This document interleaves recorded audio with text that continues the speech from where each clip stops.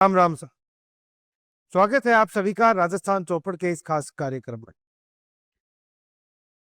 कल या यूं कहें 2-4 दिन पहले जालोर में एक होटल के अंदर एक विधायक और एक पूर्व अध्यक्ष के बीच नोकझोंक हुई। कांग्रेस पार्टी के इन दोनों नेताओं ने आपस के अंदर इस कदर बवाल मचाया कि वहां मौजूद बड़े लीडर्स भी सकते में आ गए और एकाएक बीच बचाव करके मामला शांत करवाया गया। जी हाँ, चर्चा चल रही है कांग्रेस के संगठन सर्जन अभियान की। राजस्थान कांग्रेस के अंदर प्रदेश अध्यक्ष गोविंद सिंह डोटासरा का कार्यकाल लगभग पूरा हो चुका है। अभी उनको भी शायद रिप्लेस करने की बातें चल रही हैं, लेकिन इसी के बीच राहुल गांधी के इनपुट के ऊपर राजस्थान कांग्रेस के अंदर संगठन सर्जन अभियान पूरी रफ्तार के साथ जारी है और उसके साथ ही हर जिले के लिए बाहर से आए पर्यवेक्षक, उनके साथ राजस्थान प्रदेश कांग्रेस कमेटी से गए एक एक लोग और वहां के जो लोकल लीडर्स हैं वो सभी मिलकर हर जिले में, हर तहसील में, हर विधानसभा क्षेत्र में जाकर लोगों से राय ले रहे हैं, उनका बायोडाटा ले रहे हैं जो जिला अध्यक्ष बनना चाहते हैं, और बाकी आमजन की राय ली जा रही है कि किसे जिला अध्यक्ष बनाया जाए, कौन कितना काम कर सकता है। भारतीय जनता पार्टी के नक्शे कदम पर चलते हुए कांग्रेस पार्टी भी अब टिप टू टो अपना जो संगठन है उसको एक प्रकार से एक सूत्र में पिरोना चाहती है। ब्लॉक प्रमुख, ब्लॉक अध्यक्ष, मंडल प्रमुख, मंडल अध्यक्ष से लेकर ये जिला अध्यक्ष, जिला प्रमुख, और उसके बाद में राज्य प्रभारी जो क्षेत्र विशेष के प्रभारी होंगे, उसके बाद में जो प्रदेश के अध्यक्ष होंगे, फिर प्रदेश के प्रभारी होंगे, उसके बाद राष्ट्रीय महासचिव, फिर उसके बाद राष्ट्रीय अध्यक्ष। ऐसे इस तरह से कांग्रेस पार्टी अपना एक नया जो शाखा है, जो खांचा बनाने की कोशिश कर रही है, उसके लिए जीतोड़ मेहनत किए हुए है। लेकिन ये संगठन सर्जन अभियान उसकी सर्जरी करने से ज्यादा उसकी काट पीट करने में, उसकी चीरफाड़ करने के लिए ज्यादा अभी चर्चा में है। जी हाँ, आप अगर लगातार देख रहे होंगे तो अलग अलग जगह से अलग अलग तरह की बातें कांग्रेस पार्टी के लिए निकल कर आ रही हैं। कभी आ रहा है कि पर्यवेक्षक के सामने ही दो नेता भिड़ गए, कोई कह रहा है कि आपको क्यों बनाया जाना चाहिए, कोई कह रहा है आपको क्यों बनाया जाना चाहिए। वही दूसरी तरफ एक एक जगह से, जैसे कल अगर जयपुर की ही बात करें तो महज जयपुर से 100 से ज्यादा लोगों ने अध्यक्ष पद के लिए दावेदारी जताई है। आप सोचिए, एक जिला और 100 दावेदार। क्योंकि ये मैं पहले भी कहता रहा हूं, कांग्रेस में कार्यकर्ता नहीं, कांग्रेस में नेता आते हैं और कांग्रेस में नेताओं की कमी नहीं है। जिला अध्यक्ष हर कोई बनना चाहता है। आने वाले समय में पंचायत चुनाव है, लेकिन इसको लेकर भी राहुल गांधी के स्पष्ट आदेश हैं कि गांवों के अंदर जो कांग्रेस के जो पुराने सिपाही हैं उनकी राय के बिना किसी को भी जिला अध्यक्ष नहीं बना देना। और पंचायती राज चुनाव से पहले ये एक्सरसाइज कांग्रेस पार्टी को बहुत ज्यादा नुकसान करेगी। इस बात का अंदाजा शायद पर्यवेक्षकों को तो अपनी इस मीटिंग में हो ही गया होगा। साथियों, इसके साथ ही बात करें कांग्रेस की ये जो कार्य प्रणाली है, क्या इससे बड़े नेता पहले वाकिफ नहीं है? जी हाँ, कांग्रेस के बड़े नेता जिस प्रकार की बातें करते हैं, लगातार एक दूसरे के ऊपर खींच निकालते हैं, अलग अलग गुट बनाते हैं, वो पहले से ही केंद्रीय नेतृत्व को पता है कि वहां कांग्रेस पार्टी मतलब राजस्थान में कितनी ज्यादा संगठित है और ये सर्जरी कितना कुछ काम कर पाएगी। राहुल गांधी भले ही दो अलग अलग अंगों को जोड़ तो दे, लेकिन उनके बीच में जो गैप रह जाएगा, जो दरार, जो पहले की पड़ी हुई गांठें हैं, वो इतनी मजबूत है और इतनी बड़ी है कि आसानी से उन्हें जुटलाया नहीं जा सकता। और अभी जिलाध्यक्ष चयन को लेकर ये लगातार बातें सामने आ रही है। उसके बाद कांग्रेस के बड़े पदाधिकारियों ने, केसी वेणुगोपाल तक ने यह आदेश निकाला कि कोई भी व्यक्ति किसी की सिफारिश नहीं करेगा, सिफारिश करने वालों के नंबर कट जाएंगे, बल्कि जो बिना सिफारिश के जो लोग आएंगे, आसपास के अपने 10 गणमान्य या 20, 30, 50 लोगों का अगर आप भीड़ लेकर आते हैं और जिलाध्यक्ष के लिए नामांकन करते हैं तो आपका नामांकन एक बार स्वीकार किया जाएगा। फिर पर्यवेक्षक यहाँ से रिपोर्ट बनाएंगे और फिर दिल्ली भेजेंगे, वहां 3 लोगों में से एक जिला अध्यक्ष फाइनल किया जाएगा। क्या आपको लगता है कि ये जो तरीका है ये कारगर होगा? क्योंकि अगर मुझे अध्यक्ष बनना है, आपको बनना है और आपका अपने एक साथी को भी बनना है, बनना सभी चाहते हैं, लेकिन अगर बनेगा तो एक ही, तो क्या वो दोनों मिलकर उसके लिए काम कर पाएंगे? क्योंकि अध्यक्ष जी तो करना पड़ेगा।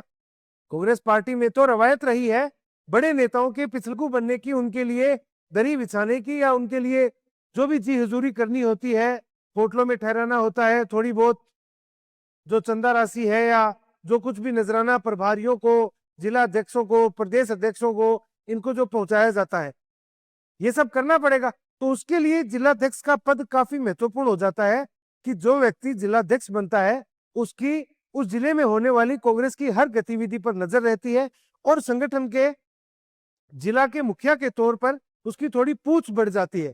इसीलिए लगातार कांग्रेस में हर प्रकार से नेता अलग अलग अपने गुट बनाकर चल रहे हैं। जिलाध्यक्षों के बनने के बाद में शायद इन सभी की रायशुमारी से कांग्रेस में नए प्रदेश अध्यक्ष की भी घोषणा होगी।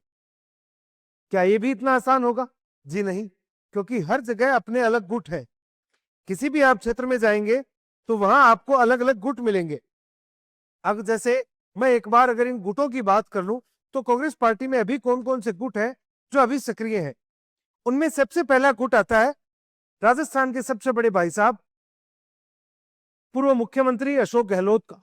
जादूगर के नाम से जाने जाते हैं, इसीलिए नहीं कि उनके पिताजी जो थे वो जादूगर थे, जी नहीं, वो राहुल गांधी और प्रियंका गांधी को बचपन में जादू दिखाया करते थे, ताश के पत्तों का छोटा मोटा। इसी वजह से उन्होंने उन्हें जादूगर अंकल कहकर बुलाना शुरू किया। और उसके बाद अशोक गहलोत ने राजस्थान का मुख्यमंत्री बनने के लिए जो जादूगरी दिखाई, उसके बाद से लोग उनकी राजनीति जादूगरी राजनीति के कायल हैं।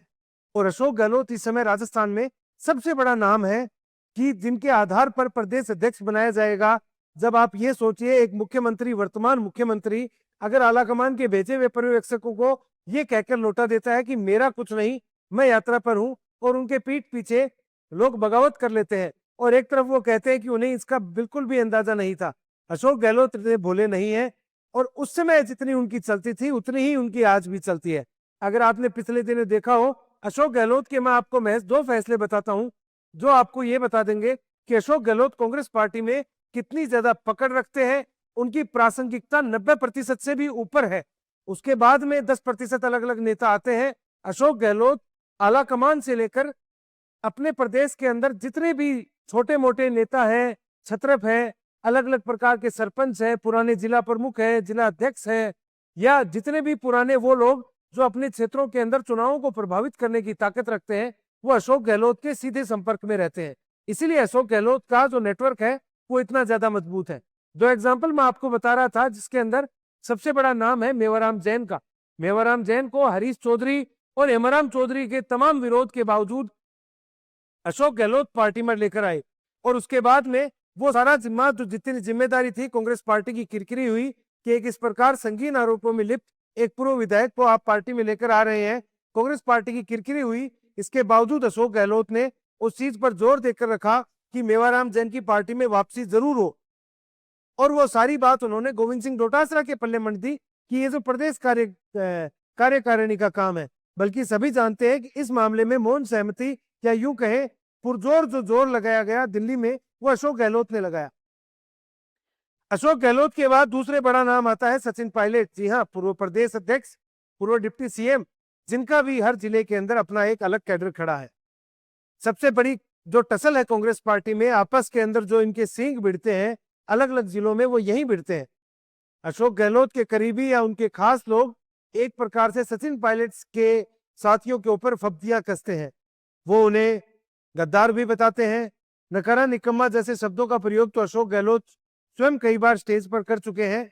लेकिन सचिन पायलट के जितने भी समर्थक हैं वो गहलोत के लिए कुछ बोलते हैं कि राजस्थान के अंदर कांग्रेस का बेड़ा गर्क करने के अंदर अशोक गहलोत ज्यादा जिम्मेदार हैं। वहीं दूसरी तरफ गहलोत के समर्थक हैं वो सचिन पायलट के समर्थकों को या उनके जो खास सिपलासार हैं उनको गद्दार की परिभाषा देते हैं। बार बार मानेसर कांड याद दिलाते हैं, बार बार वो जख्म कुरेदते हैं जो सचिन पायलट ने उस समय कांग्रेस पार्टी को राजस्थान में दिया था। लेकिन सचिन पायलट के जो जितने भी समर्थक हैं उनका भी ग्राउंड लेवल पे जो उनकी मजबूती है वो अलग है। वो अलग अलग जिलों की हम बात बाद में करेंगे, लेकिन इसके साथ ही हम तीसरे गुट की तरफ चलते हैं। तीसरा अभी जो सबसे बड़ा गुट चल रहा है वो चल रहा है प्रदेश अध्यक्ष गोविंद सिंह डोटासरा का। पिछले 5 साल से अध्यक्ष गोविंद सिंह डोटासरा ने पूरे राजस्थान में अपना नेटवर्क तो खड़ा कर लिया। चाहे उन्होंने छोटी मोटी रैलियां करी हो, 4-4, 5-5 हजार की भीड़ वाली भी रैली उन्होंने हर जिले में कर ली। लेकिन अगर आपको एक बात जानकर हैरानी होगी, सीकर जिले में अभी तक, या सीकर जिला और संभाग के ऊपर जो जिला मुख्यालय है उसके ऊपर अभी तक कोई बड़ी रैली गोविंद सिंह डोटासरा अनाउंस नहीं कर पाए हैं। इस चीज के पीछे के क्या कारण है आप सभी अच्छे से वाकिफ होंगे। नहीं होंगे तो मैं आपको एक नाम बता दूं, राजेंद्र पारीख, और दूसरे नाम अशोक गहलोत और सचिन पायलट, तो आप सब समझ जानते ही हैं। इसके बाद गोविंद सिंह डोटासरा का जो गुट है वो लगातार इन चर्चाओं में है कि पंचायत चुनाव से पहले कुछ भी नहीं हो, क्योंकि ये सबसे बड़ा नुकसान कांग्रेस पार्टी को देगा। गोविंद सिंह डोटासरा स्वयं भी ये चाहते हैं कि पंचायती राज चुनाव तक उन्हें प्रदेश अध्यक्ष यथावत रखा जाए और उसके बाद में जिस किसी को भी चुना जाएगा वो उसके लिए शायद तैयार हो जाए। लेकिन इन तीनों नेताओं के बीच एक चीज कॉमन है, वो है सीएम पद की लालसा। ये सभी आज भी माने बैठे हैं कि 2028 में कांग्रेस वापस सत्ता में आएगी, क्योंकि ये लोग संघर्ष कर रहे हैं। ऐसा ये लोग कह रहे हैं क्योंकि ये हर दूसरे दिन ट्विटर के ऊपर संघर्ष करते हुए दिख जाते हैं। आम जन के मुद्दों की बात न करें, ट्विटर फेसबुक के ऊपर इनका अच्छा खासा प्रभाव इस समय लगातार बना हुआ है। कांग्रेस पार्टी जबरदस्त संघर्ष सोशल मीडिया पर कर रही है, शायद कुछ पेड टीम्स भी बैठा रखी हो। ये तीनों नेता मुख्यमंत्री बनना चाहते हैं, लेकिन अशोक गहलोत भी ये चीज बखूबी समझते हैं कि प्रदेश अध्यक्ष रहते हुए मुख्यमंत्री बनना कितना आसान काम नहीं है, वो बहुत ज्यादा मुश्किल हो जाता है। और ऐसा क्यों है? 1998 में जब अशोक गहलोत मुख्यमंत्री बने उस समय प्रदेश अध्यक्ष परशुराम मदेरणा थे। 2008 में अशोक गहलोत जब मुख्यमंत्री बने उस समय प्रदेश अध्यक्ष सीपी जोशी थे। 2018 में जब अशोक गहलोत मुख्यमंत्री बने उस समय प्रदेश अध्यक्ष सचिन पायलट थे। आप ये चीज मानकर चलिए, आने वाले समय में जो प्रदेश अध्यक्ष बनेगा वो राजस्थान का मुख्यमंत्री तो नहीं बनेगा, ये अशोक गहलोत गारंटी है। इसके बाद में अलग अगर गुटों की बात करें इनसे भीतर, तो गुट के अंदर दूसरा बड़ा नाम आता है सीपी जोशी का। 2008 का वो विधानसभा चुनाव सीपी जोशी के मुख्यमंत्री पद की उस लालसा को डकार गया जब वो एक वोट से चुनाव हार गए और उनके ड्राइवर के उस वोट को वहां के विभाग ने मानने से इनकार कर दिया। सीपी जोशी मेवाड़ के अंदर अच्छे खासे चर्चित हैं, इंटेलिजेंट लीडर हैं, वो सर्वमान्य भी हैं, लेकिन क्या मुख्यमंत्री बनने के लिए उनकी स्वीकार्यता सर्व समाज में या पूरे राजस्थान में कांग्रेस पार्टी एक्सेप्ट कर सकती है? या यूं कहें उनके अगर अगुवाई में चुनाव लड़ा भी जाए तो क्या सीपी जोशी नाथद्वारा, चित्तौड़गढ़ या भीलवाड़ा को छोड़कर क्या ज्यादा जगहों पर अपना प्रभाव छोड़ पाते हैं? इसके बाद में बड़े नेता आते हैं टीकाराम जूली। ग्यालदेव आहूजा के उस मंदिर के अंदर छिड़काव, गंगाजल छिड़काव के बाद से टीकाराम जूली के राजनीतिक करियर को एक अलग हवा मिली है। टीकाराम जूली को राहुल गांधी ने बड़े मंच पर बुलाया था कांग्रेस पार्टी की बड़ी मीटिंग में, और उसके बाद में उन्हें वो तवज्जो दी जो राजस्थान के किसी भी पहले दलित नेता को नहीं दी गई। काका सुंदरलाल इसके अंदर एक अलग प्रभाव रखते हो, लेकिन वे अब उतने प्रभावी नहीं है, उनका परिवार इतना प्रभावी नहीं है। लेकिन टीकाराम जूली की अगर बात करें, अलवर शहर से, अलवर जो क्षेत्र है उससे वो विधायक चुनकर आते हैं। टीकाराम जूली दलित नेता के रूप में अपनी पहचान बनाना चाहते हैं, लेकिन उनके आड़े कौन आ रहा है? टीकाराम जूली के आड़े आ रहे हैं सबसे बड़े नायक गोविंद सिंह डोटासरा और सचिन पायलट। जी हाँ, क्योंकि टीकाराम जूली को एक तरफ अशोक गहलोत लगातार पंप अप कर रहे हैं कि आप आने वाले समय में मुख्यमंत्री का चेहरा होंगे, लेकिन दूसरी तरफ गोविंद सिंह डोटासरा और टीकाराम जूली का विधानसभा के अंदर जो मनमुटाव आप सभी को देखने को मिला, जिसमें टीकाराम जूली ने साफ कर दिया था कि वो माफी मांगते हैं गोविंद सिंह डोटासरा की तरफ से, और वहीं डोटासरा उस बात से अब तक नाराज है कि उनके कहे बिना क्यों माफी मांगी गई। टीकाराम जूली और गोविंद सिंह डोटासरा की एक बात मैं आपको और बता दूं, इन दोनों नेताओं के कल परसों सतीश पूनिया की किताब अग्निपथ से जनपथ के विमोचन में भी अच्छा खासा संदेश दिया गया, जहां टीकाराम जूली स्वयं मौजूद थे। सतीश पूनिया ने अपने भाषण में कहा कि सदन के अंदर सदन का नेता ही सबसे बड़ा होता है, वही उनका नेता होता है और उसी के आधार पर बातें आगे चलती हैं, लेकिन सदन के बाहर प्रदेश अध्यक्ष की चलबल पूरी रहती है। लेकिन गोविंद सिंह डोटासरा को ये चीज स्वीकार्य नहीं है। वो चाहते हैं कि जब वो सदन में आए तब भी वो सदन के अंदर नेता बनकर रहे, और जब वो बाहर जाए तब भी वो प्रदेश अध्यक्ष की तरह नेता बनकर रहे। टीकाराम जूली को ऊपर नहीं आने दे। टीकाराम जूली के ऊपर सबसे बड़ा एक तमगा है, वो अलवर शहर से ही एक और आते हैं, भंवर जितेंद्र सिंह। जी हाँ, कांग्रेस पार्टी में ये भी अपना एक अलग गुट रखते हैं। राजपूत वोटों के ऊपर अपनी पकड़ बताकर भंवर जितेंद्र सिंह लगातार ये चीज सिद्ध करने में लगे रहते हैं कि वो भी कम छोटे नेता नहीं है। लेकिन दिल्ली दरबार में लगातार हाजिरी लगाने के चलते कांग्रेस पार्टी के जो धरातल पर जो वर्कर्स हैं वो उन्हें इतना नहीं पहचानते, लेकिन दिल्ली दरबार में उनकी अच्छी खासी पकड़ है, पहुंच है। इसके बाद में एक बड़े नेता पश्चिमी राजस्थान के हरीश चौधरी। हरीश चौधरी का पत्ता यूं तो उमेदराम बेनीवाल, गोविंद सिंह डोटासरा और अशोक गहलोत मिलकर काट चुके हैं। मेवाराम जैन की वापसी को लेकर उमेदराम बेनीवाल और अशोक गहलोत ने जो खेल किया और उसके बाद गोविंद सिंह डोटासरा ने जिस प्रकार मेवाराम जैन और उमेदराम बेनीवाल को अंगीकार कर लिया, उससे यह साफ प्रतीत होता है कि हरीश चौधरी को किसी भी प्रकार से हटाने के लिए गोविंद सिंह डोटासरा, गहलोत और बेनीवाल किसी भी हद तक जा सकते हैं। इस प्रकार ये अलग अलग गुट कांग्रेस पार्टी में इस समय सक्रिय है। लेकिन रुकिए, यही पूरे नहीं है। अभी अगर हम वागड़ की बात करें तो वहां धीरज गुज्जर को मजबूत किया जा रहा है।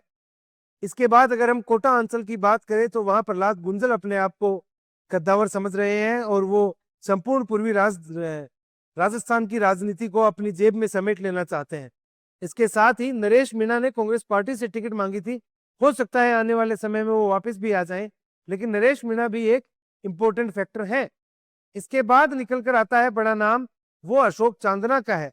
पूर्वी राजस्थान में गुज्जर वोटों को लेकर अशोक चांदना भी अच्छे खासे मुकर हैं, लेकिन मीणा बेल्ट के अंदर इनके अंदर नेताओं में हरीश मीणा और मुरारीलाल मीणा, ये तीन नेताओं को छोड़कर कांग्रेस पार्टी के पास अभी शायद कोई बड़े नेता नहीं है। लेकिन ये लोग, मीणा जितने भी नेता हैं, ये अपने अपने बड़े छत्र पकड़कर बैठे हैं। किसी ने अशोक गहलोत को तो किसी ने सचिन पायलट को अपना नेता बना रखा है। साथियों, ये तो बात थी नेताओं की। अब अगर मैं आपके सामने जिलों की बात करूं, उससे पहले मैं राहुल गांधी की एक गलती बता दूं जिसका जिक्र हम लगातार कर रहे हैं। राहुल गांधी ने एक बात उदयपुर के अंदर एक बड़ी जनसभा में कहा था कि वो राजस्थान के अंदर कांग्रेस के जो पदाधिकारी बनाएंगे वो 60% SC ST OBC समुदाय से होंगे, क्योंकि वो ऐसा सोचते हैं कि जितनी आबादी उतना हक। तो उस हिसाब से राजस्थान के अंदर जिस प्रकार से जितनी आबादी है उस हिसाब से उन्हें प्रतिनिधित्व दिया जाएगा। लेकिन संगठन सर्जन अभियान के चलते चलते वो 10% तो कम हो चुका है, 60 से 50% पर आ चुका है और अभी भी शायद आने वाले समय में वो 30% तक रह जाएगा। या यूं कहे जिलाध्यक्ष तो फिर भी बनाए जाएंगे, लेकिन क्या उनके अंदर उनकी चल पाएगी, ये बात अलग हो जाती है। साथियों, राहुल गांधी की जो बात है उस चीज को रखने के लिए कांग्रेस पार्टी के कई कद्दावर नेता लगातार जोर आजमाते रहते हैं कि राजस्थान में कांग्रेस पार्टी को किस प्रकार मजबूत किया जाए, SC ST OBC को किस प्रकार अपने साथ लाया जाए। लेकिन भारतीय जनता पार्टी उधर कम नहीं है। वो लगातार अपने कार्यक्रमों में जिस प्रकार से SC ST OBC को जो तवज्जो दे रही है पिछले कई सालों से, उसको और ज्यादा बढ़ा दिया है। या यूं कहे कांग्रेस पार्टी के इसके चलते बीजेपी में इन नेताओं की पूछ परख और ज्यादा बढ़ गई है, क्योंकि इनके पीछे जो जातिगत समीकरण है वो इनके पक्ष में रहते हैं। साथियों, कांग्रेस पार्टी में एक जो आरोप सबसे बड़े जो लगते रहते हैं वो है वंशवाद के और दूसरे है PA कल्चर। अगर किसी नेता का बड़ा PA हो, जैसे अगर मैं आपको एग्जांपल दूं, अशोक गहलोत के साथ रहने वाले धर्मेंद्र राठौड़ इन दिनों अजमेर के अंदर जिलाध्यक्ष के लेकर खींचतान में है। धर्मेंद्र राठौड़ अशोक गहलोत के करीबी रहे हैं। दूसरी बात अगर वंशवाद की करें तो वंशवाद में जैसे मैं अभी कई नाम आपको बताने वाला हूं, अलग अलग जिलों में अलग अलग लोग। सचिन पायलट गुट है जो संपूर्ण राजस्थान में फैला है, लेकिन पूर्वी राजस्थान में मीणा गुर्जर समाज में इसकी अच्छी खासी पकड़ है और ये टोंक, सवाईमाधोपुर, दौसा, कोटा, बारा, बूंदी इधर अच्छा खासा मजबूत है। वागड़ के भी इसके अंदर अच्छी खासी इनकी पकड़ है। लेकिन इसके साथ ही सचिन पायलट के साथ जो युवा विधायक है, जैसे मुकेश भाकर हुए, रामनिवास गावड़िया हुए, अभिमन्यु पूनिया हुए, ललित यादव हुए या विकास चौधरी हुए, ऐसे नेता उनके पीछे ज्यादा चलते हैं। और जाट और गुज्जर की जो रणनीति है सचिन पायलट की, वो अच्छी खासी कारगर है। इसके बाद ये अशोक गहलोत गुट की बात करें तो अशोक गहलोत तो पूरे राजस्थान में फैले हुए हैं, लेकिन अभी उनका फोकस पश्चिमी राजस्थान पर है, अपने बेटे को किसी प्रकार से वो आगे बढ़ा सके। वंशवाद का प्रथम उदाहरण। इससे पहले अगर सचिन पायलट की बात करें, कांग्रेस पार्टी के बड़े नेता स्वर्गीय राजेश पायलट के बेटे हैं। वंशवाद की राजनीति से वो भी आते हैं, लेकिन उन्होंने कहीं ना कहीं अपने आप को प्रूव किया है। इसके बाद नाम आता है गोविंद सिंह डोटासरा का। गोविंद सिंह डोटासरा का गुट पूरे राजस्थान में सक्रिय है, लेकिन भीड़ इतनी नहीं है। 4-5 हजार लोग हर जिले में हैं, लेकिन वो इतने ज्यादा प्रभावी नहीं है। इसके बाद हरीश चौधरी गुट की बात की जाए तो पश्चिमी राजस्थान में हरीश चौधरी को कमजोर करने के लिए अब शायद हेमाराम चौधरी भी उनका साथ छोड़ चुके हैं और अब हरीश चौधरी अकेले हैं। बायतू की वो ढाणी अब शायद सुनी पड़ चुकी है। कर्नल सोनाराम चौधरी चले गए, उसके बाद रामेश्वर डूडी भी चले गए, तो इसके बाद से वहां की जो जाट राजनीति है वो बिखराव पर है और उसके अंदर अलग थलग पड़ चुके हैं हरीश चौधरी, क्योंकि इनके खिलाफ वहां इनके जो जितने भी समर्थक हैं उनके खिलाफ कल परसों ही अमीन खान ने एक शिकायत दी थी, जिनको अशोक गहलोत पार्टी में लेकर आए थे, जिसमें फैसले की दूसरे की बात कर रहा था, वो अमीन खान का फैसला था।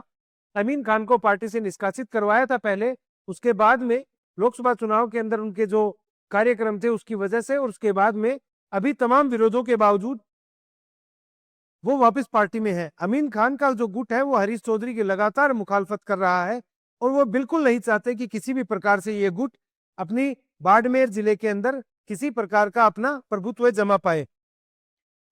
भंवर जितेंद्र सिंह अलवर की जैसे मैंने बात करी, वो सिर्फ अलवर भरतपुर के अंदर थोड़े मजबूत है, लेकिन मेनली अलवर में। बाकी वो दरबार पॉलिटिक्स में इतने ज्यादा स्ट्रॉन्ग है कि आने वाले समय में अगर उन्हें प्रदेश अध्यक्ष बनाकर भेजा जाए तो कोई अतिशयोक्ति नहीं होगी।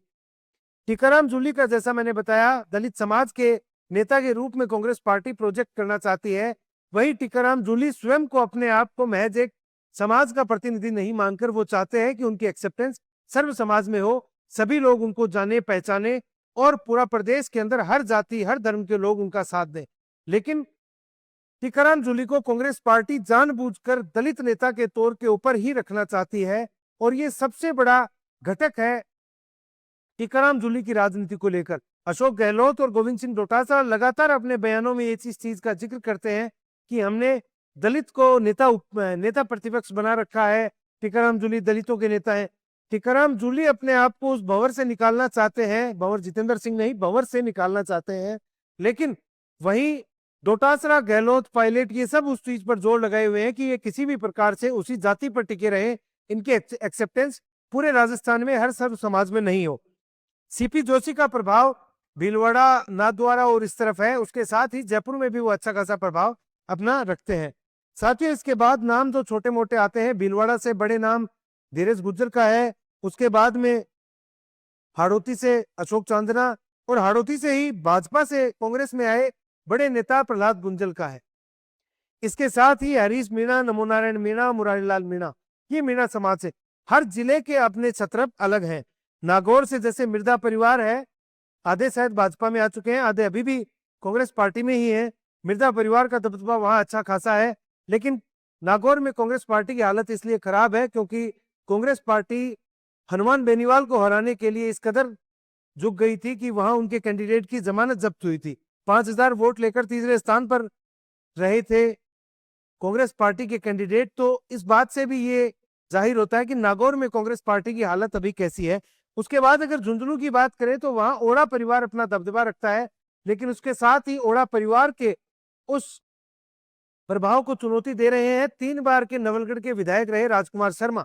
वो अपना एक अलग गुट बनाकर चल रहे हैं और वो उसके अंदर सिर्फ खुद को ही नहीं, वो सरवण चौधरी सूरजगढ़ से विधायक और रीटा चौधरी मंडावा से विधायक, जो कांग्रेस के दिग्गज नेता रामनारायण चौधरी की बेटी हैं, वो भी अपने आप को इस कदर हावी दिखा रही हैं कि वहां झुंझुनू में एक की जगह 4 गुट है। मैं जैसा आपको कह रहा हूं, कांग्रेस में नेताओं की कोई कमी नहीं है। यहाँ हर जिले में, हर विधानसभा में आपको एक प्रकार का राजस्थान स्तर का नेता मिल जाएगा। इसके बाद में अगर हम बात करें जोधपुर की, तो वहां मदेरणा परिवार का जो प्रभाव है वो सदा से देखा गया है। महिपाल मदेरणा के सीडी कांड के बाद बावजूद वहां मदेरणा परिवार की जो एक्सेप्टेंस है, जो उनका आदर है, वो आज भी जोधपुर के अंदर देखने को मिलता है। और इस समय लीला मदेरणा जोधपुर की जिला प्रमुख हैं।